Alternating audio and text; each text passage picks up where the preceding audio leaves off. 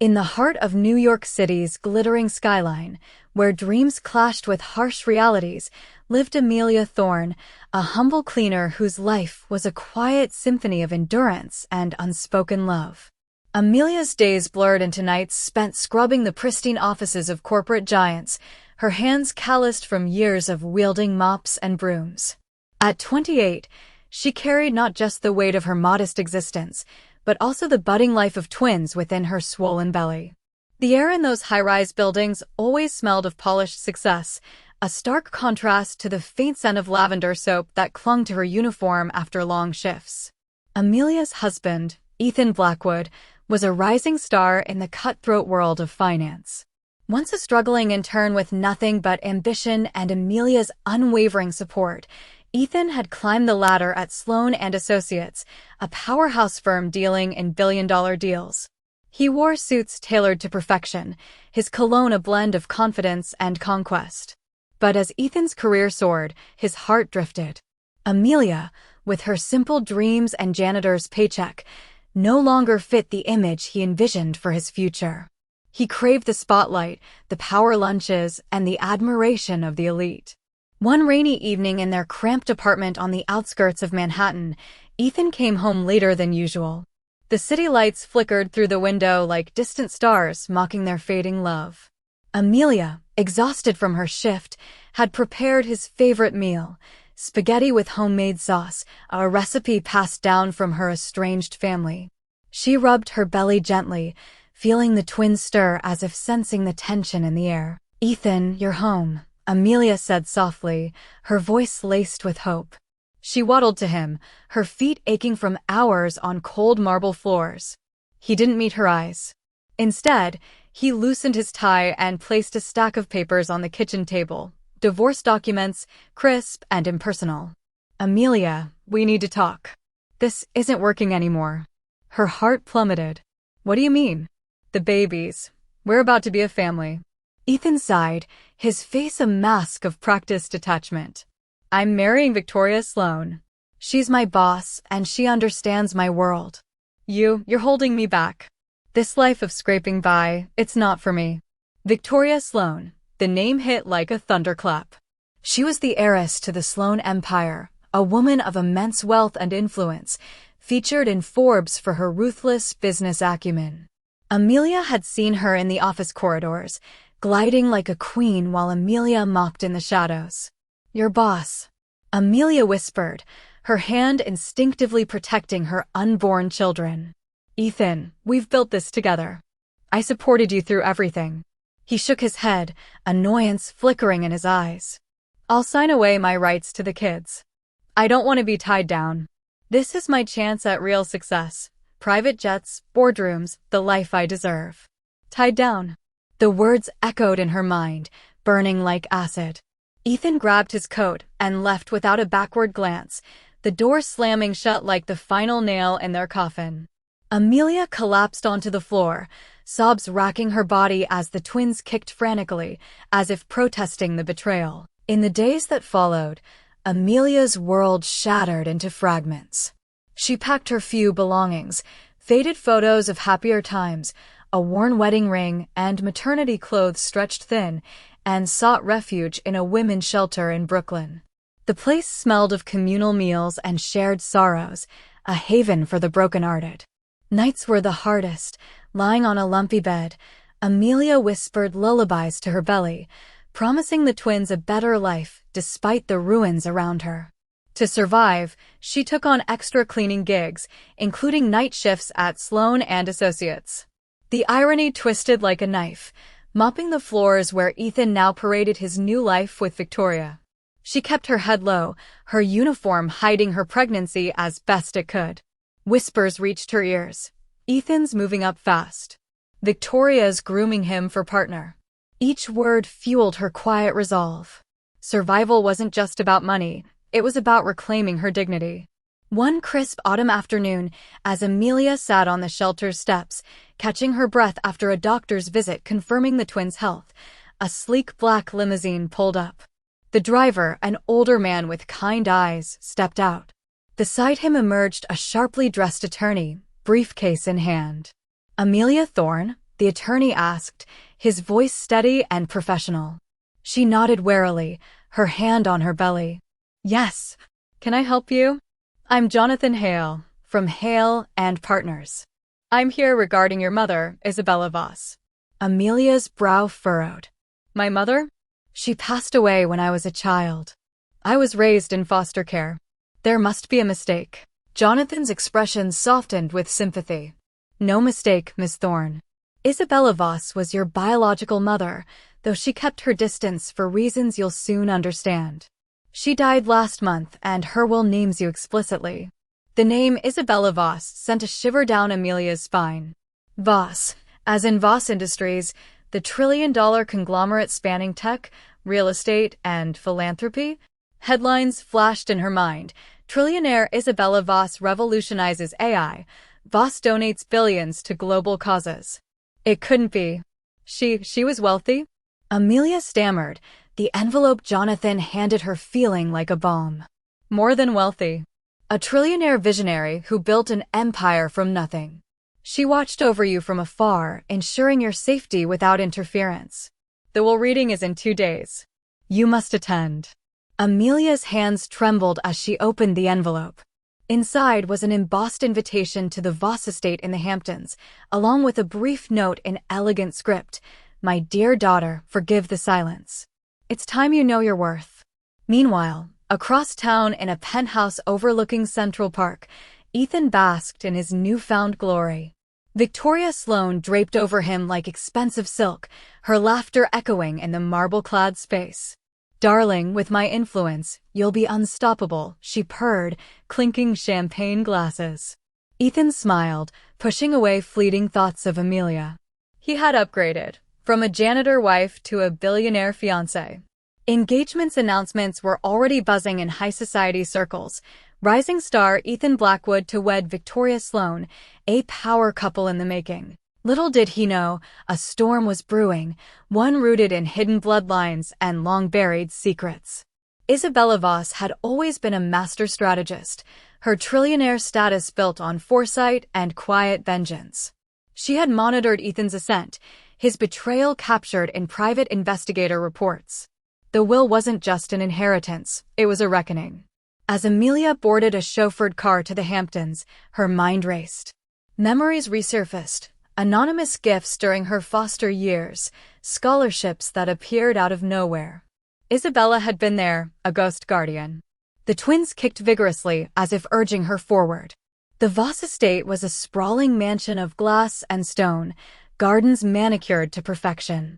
Amelia felt out of place in her simple dress, but Jonathan escorted her inside with reassurance. The boardroom hummed with tension, lawyers, distant relatives, and, surprisingly, Ethan and Victoria, invited as interested parties due to Victoria's business ties with Voss Industries. Ethan's eyes widened in shock upon seeing Amelia.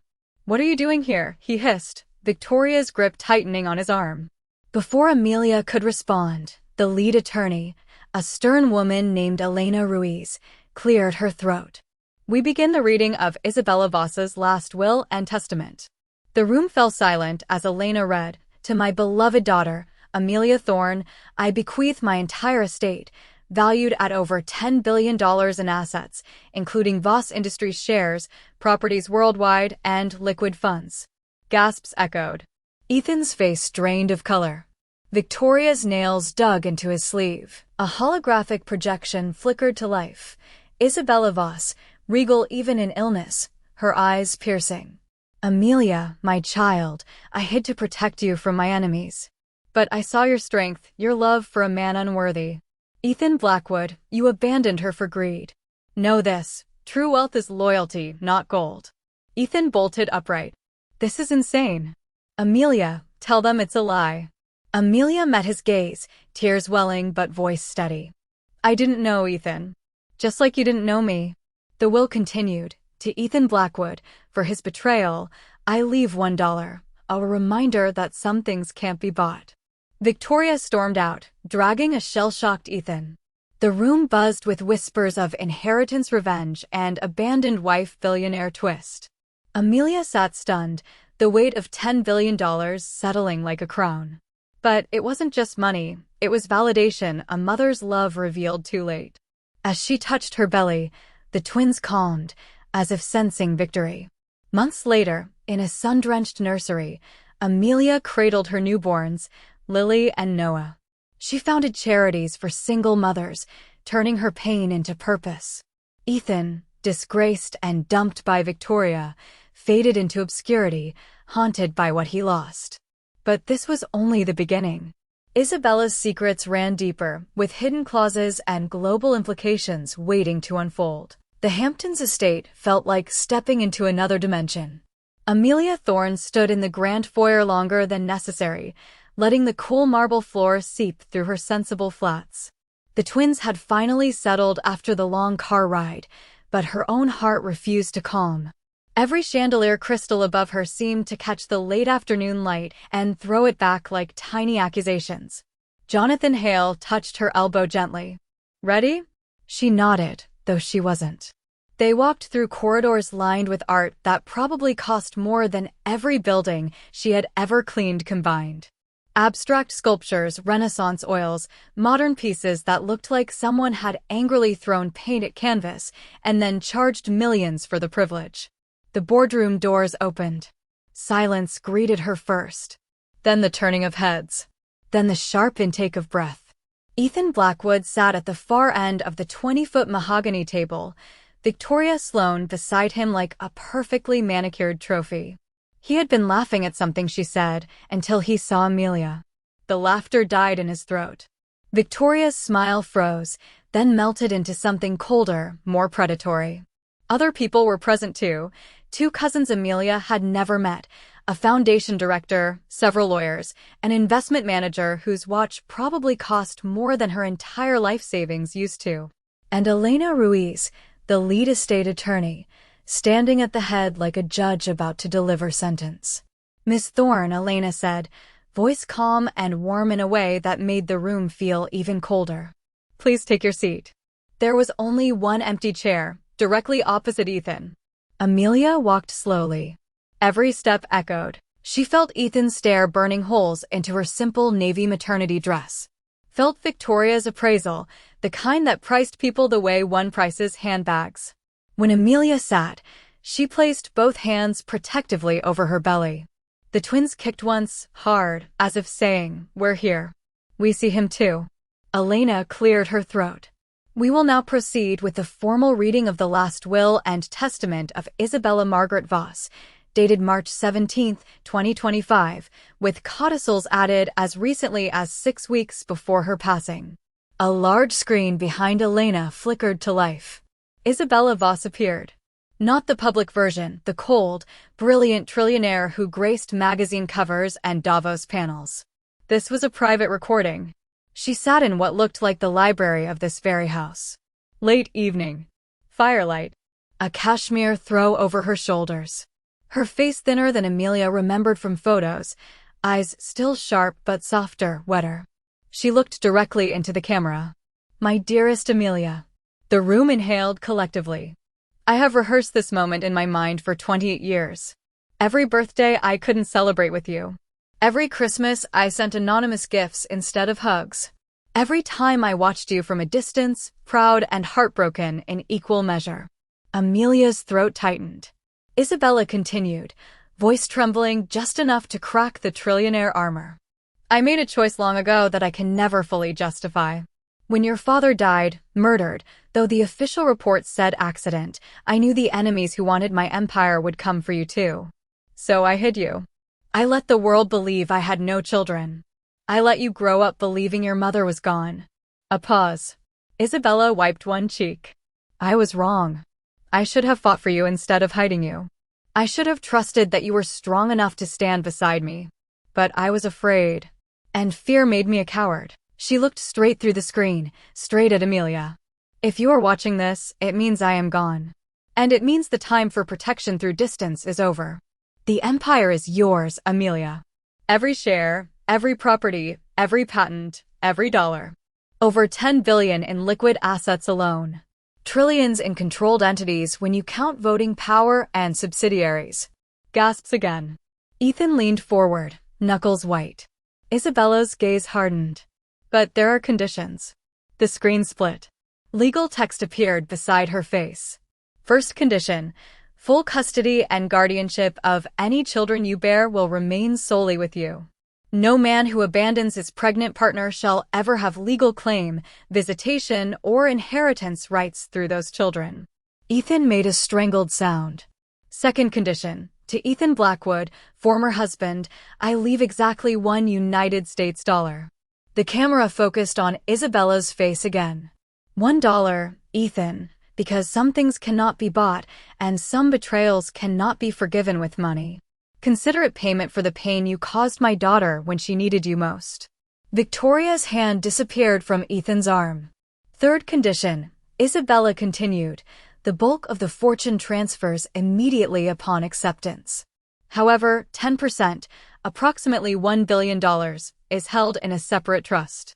This trust will fund initiatives chosen exclusively by Amelia, shelters for abused women, scholarships for children from foster care, maternal health care programs in underserved communities. Isabella leaned closer to the camera. Amelia, my love, you cleaned floors for years. Now you will clean up lives. Not with mops, but with resources, dignity, and power. A long silence. Then softer. I am so proud of the woman you became without me. That is my greatest failure and my greatest triumph. The screen faded to black. The room was deathly quiet. Elena Ruiz spoke first. Ms. Thorne, do you accept the terms of the will as presented? Amelia looked across the table at Ethan. He looked smaller than she'd ever seen him. His tailored suit suddenly seemed too big. His perfect hair disheveled by nervous fingers. His eyes, once so certain, now glassy with panic. She remembered every late night he came home smelling of Victoria's perfume. Every time he told her she was holding him back. Every divorce paper he slid across the table like it was nothing. Then she remembered the nights she slept in a shelter bunk, hand on her belly, promising her babies they would never feel unwanted. She looked at Elena. Yes, she said quietly. I accept. A collective exhale. Lawyers began moving papers. Ethan stood abruptly. This is insane, he said, voice cracking. There has to be a challenge. Undue influence. Fraud. She can't just. Elena cut him off without raising her voice. Mr. Blackwood, every clause has been vetted by 3 separate law firms across 2 continents. The will is ironclad. You were mentioned only once, and that mention is final. Victoria stood too, face pale with fury. This is revenge porn for billionaires, she hissed. Isabella's video had already answered that accusation. Amelia spoke for the first time since sitting down. Her voice was soft. Steady. I didn't ask for this, Victoria. I didn't even know it existed until 2 days ago. She looked at Ethan. But I also didn't ask to be thrown away when I was 8 months pregnant with your children. Ethan flinched. Amelia continued, each word measured. You made your choice. You said I didn't fit your future. She placed one hand on her belly. These babies didn't fit your future either. A long beat. Now the future doesn't fit you. Victoria grabbed her purse. We're leaving. Ethan didn't move at first. He stared at Amelia like he was seeing her for the first time. Like maybe he never had. Then he followed Victoria out. The doors closed behind them with a final, expensive click. After that, things moved quickly. Signatures. Notarizations. Transfer of control documents. Amelia's phone, still the same cracked screen model she'd had for 4 years, began receiving notifications. Bank alerts. Security alerts. Property titles. By the time she left the estate that evening, she was no longer just Amelia Thorne, former cleaner. She was Amelia Voss Thorne, heiress, trillionaire successor, mother of 2 unborn billionaires, and very, very tired. Jonathan drove her back to Manhattan. She asked to be dropped at the shelter first. Not the penthouse, he asked gently. Not yet, she answered. She needed to say goodbye properly. To the thin mattress. To the communal kitchen. To the women who had held her when she cried. When she walked in, several residents looked up. Then froze. Because Amelia was glowing not from money, but from something deeper. One of the older women, Maria, who always made extra tea for everyone, stood. "You okay, Mija?" Amelia smiled, tears coming fast. "I'm more than okay," she told them. Not everything, just enough. That she had inherited enough to never clean another floor unless she wanted to. That she would be moving. But that she would never forget this place. And that she would be back. Not as a resident. As someone who wanted to help make sure no one else ever had to feel invisible again. They cried. They hugged. They laughed through tears. Maria pressed a small ceramic angel into her palm. For protection, she whispered. Amelia held it tight. Later that night, in a hotel suite Jonathan had booked, because she still couldn't face the idea of a penthouse alone, Amelia lay on her side. The city sparkled beyond the window. The twins moved slowly, contentedly. She whispered to them, "We're going to be okay." And for the first time in months, maybe years, she believed it. But across town, in a glass and steel apartment that suddenly felt colder than it ever had, Ethan Blackwood sat alone. Victoria had left within 30 minutes of returning. She didn't yell. She didn't cry. She simply packed an overnight bag and said, "I don't partner with losers." The door closed. And Ethan understood, with brutal clarity, that he had traded a woman who loved him when he had nothing, for a woman who only loved him when he had everything. He opened his phone. Old photos. Him and Amelia at Coney Island, sunburned and laughing. Her in a cheap wedding dress at City Hall, eyes shining like she'd won the lottery. Her hand on her stomach the day they found out it was twins. He scrolled. And scrolled. Until he reached the last photo he had taken of her, 3 days before he left. She was asleep on the couch, hand cradling her belly, peaceful. He had snapped it secretly, because even then, part of him knew he was making the biggest mistake of his life. A sob tore out of him. Raw. Ugly. The kind of cry that comes from a man who finally understands the size of the hole he dug. Meanwhile, in the shadows of the Voss empire, other forces were already moving. Isabella Voss had not built a trillion-dollar conglomerate by being sentimental alone. She had enemies. Old ones. New ones. People who believed the empire should have gone to them. People who had waited years for her to die. People who now saw a young, inexperienced woman as a weak link. And they were beginning to circle. But that storm would come later. For now, Amelia slept. For the first time in months, deeply. Dreaming of 2 small faces she hadn't met yet. Dreaming of floors she would never have to scrub again. Dreaming of a future she could finally shape. And somewhere, in the quiet of the night, the ghost of Isabella Voss watched. And smiled. Because the real game, the real inheritance, was only just beginning. 3 months after the will reading. January 2026, New York winter bit harder than ever. Amelia Thorne no longer lived in shelters or budget hotels. She occupied the entire top 3 floors of a pre-war building on Fifth Avenue that Isabella had quietly purchased 22 years earlier, supposedly as an investment. But everyone in the inner circle now understood it had always been meant as a safe house for the daughter, who didn't yet know she was an heiress. The apartment was obscene in its quiet luxury. Floor-to-ceiling windows overlooking Central Park. 12-foot ceilings. Fireplaces that actually worked. A nursery already prepared, 2 cribs side by side, hand-carved by artisans in Florence, tiny mobiles of silver stars turning slowly above cream-colored linens. Amelia hated it at first. It felt like wearing someone else's life. Every time she walked past a mirror, she expected to see the old Amelia, tired eyes, hair in a hasty ponytail, uniform still smelling faintly of industrial cleaner. Instead, she saw a woman with good skincare, forced upon her by an insistent stylist, hair that actually got trimmed every 6 weeks, and clothes that didn't stretch painfully across her enormous belly. But the eyes were the same. Still soft. Still watchful. Still carrying the memory of every night she cried herself to sleep on a shelter bunk. She was 36 weeks pregnant now. The twins were big. Active. Opinionated. They kicked hardest whenever she tried to sit still for too long. Almost like they knew the world outside was already sharpening its knives. And it was. The first attack came quietly. A Thursday morning in early January. Amelia's new chief of security, a former Secret Service agent named Marcus Reyes, no relation to the fictional Marcus from anyone's past life, walked into the breakfast room holding a tablet. "Ma'am, you should see this." He turned the screen. Headline from a semi-respectable financial blog. Voss heiress. Mental instability concerns surface. Should a cleaner run a trillion-dollar empire? The article was careful. No outright lies. Just a carefully curated collection of half-truths, anonymous, sources close to the family, quotes from distant cousins who had been cut out of the will, blurry photos of Amelia leaving the women's shelter months earlier, looking exhausted.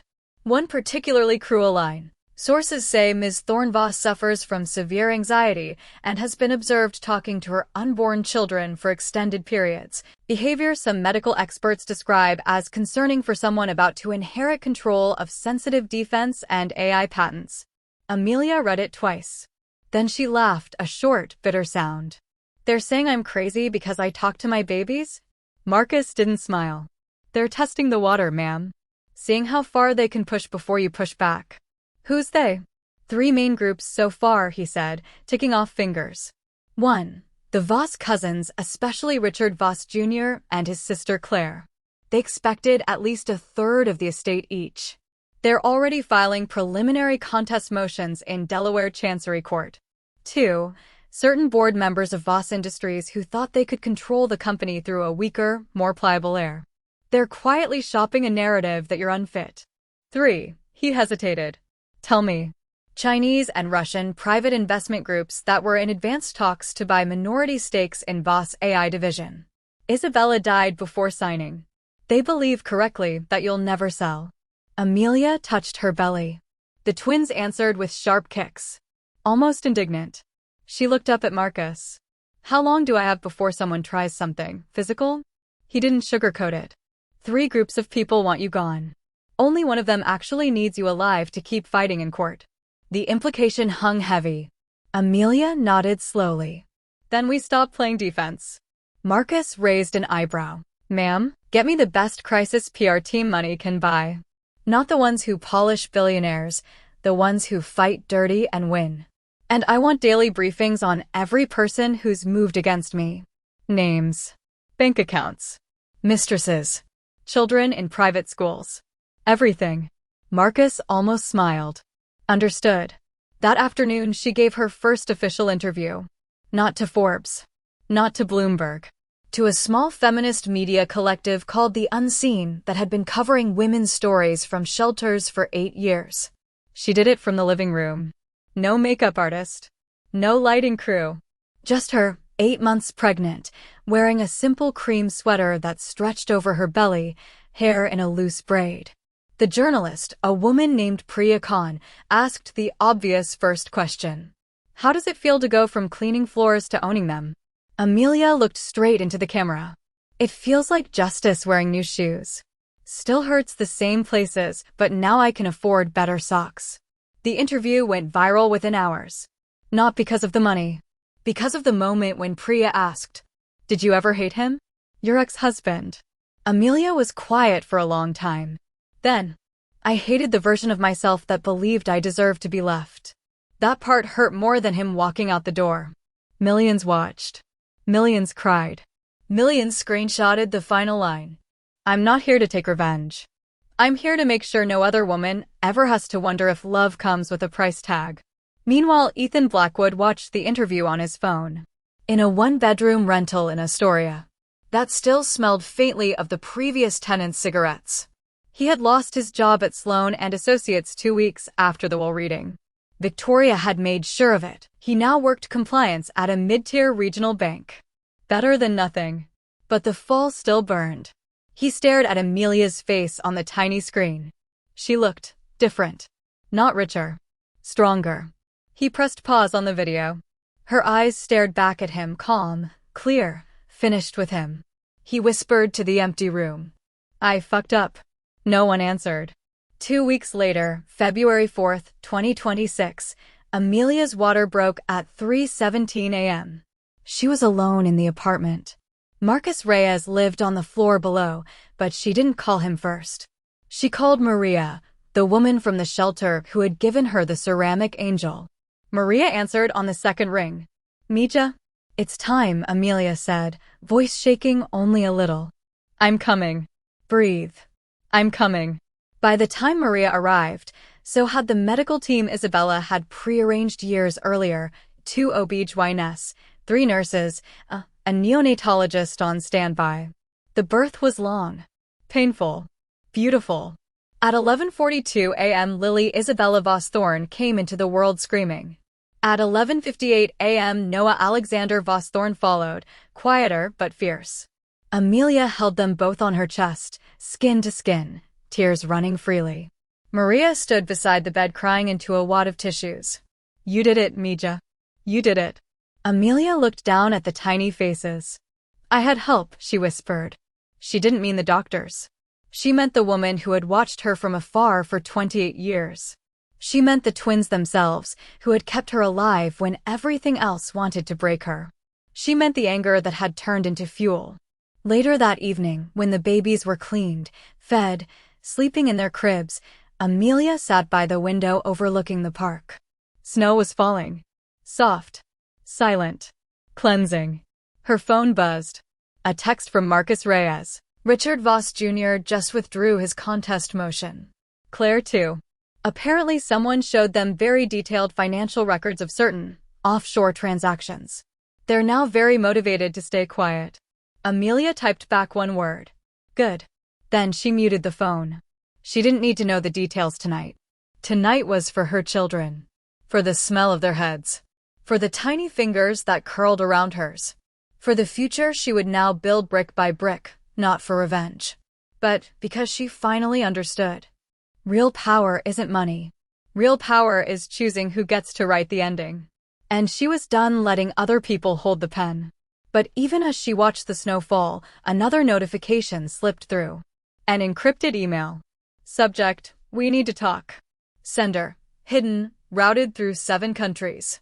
Body, "Your mother took something from my family in 1998. A patent that should have been ours. She hid you to protect you from us. But she's gone now. And you are not. We are not the cousins. We are not the board. We are older than both. Tell your security team to stop looking for us in the usual places. They won't find us there. We'll be in touch." Amelia stared at the words until they blurred. Then she looked back at the cribs. Lily yawned in her sleep. Noah made a tiny fist. Amelia whispered to them. They don't know who they're dealing with. She wasn't talking about herself. She was talking about the 3 of them. Mother and twins. A new dynasty. Born in betrayal. Forged in silence. And now finally awake. The Empire was no longer sleeping. And neither was she.